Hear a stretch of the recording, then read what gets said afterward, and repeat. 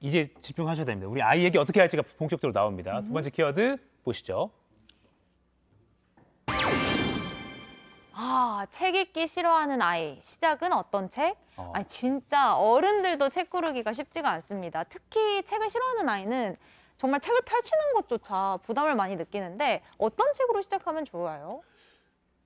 그냥 쉽고 재밌는 책으로 하면 되죠. 쉽고 재밌는 책. 예. 예. 이게 아이들마다 어른도 마찬가지인데요. 성인들이 독서 시작할 때 왜 어렵냐면 책을 안 읽어본 상태에서 책을 안 읽으면 당연히 문해력이 낮겠죠. 네. 문해력이 낮은데 이제 내가 읽고 싶은 책은 문해력이 필요한 책인 거예요.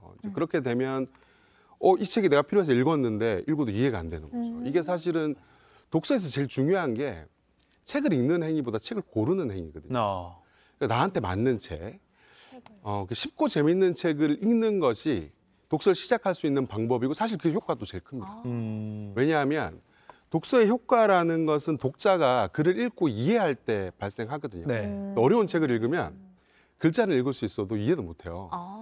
그러니까 독서가 발생하지 않는 거죠. 그래서 오히려 기준을 아이들한테 뭐 권장 도서라든가 추천 도서라든가 이렇게 접근하지 마시고 아이가 쉽고 재밌게 읽을 수 있는 책, 이 책을 기준으로 놓고 어떻게 하면 쉽게 말하면 이런 거죠.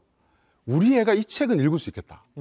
이 책 주면 되게 좋아하겠는데 이런 책들을 골라주는 게 사실은 요령인 거죠. 그럼 학습 만화 같은 것도 괜찮아요? 이거는 좀 학습 만화가 사실 어떤 역할을 많이 하냐면 학습 만화 자체가 좋다 나쁘다의 문제가 아니고요. 이 독서는 기본적으로 글을 읽고 이해하는 행위입니다. 네. 그래서 사실 왜 어릴 때 애기들 그 영미와 그림책 읽어주는 거 있잖아요. 네.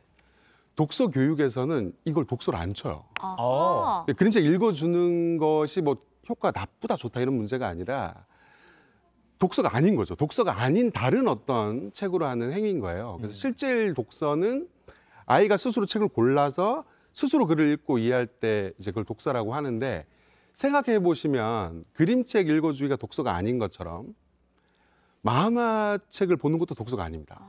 왜냐하면 만화는 글을 읽고 이해하는 행위라기보다는 주 전달 매체가 그림이에요.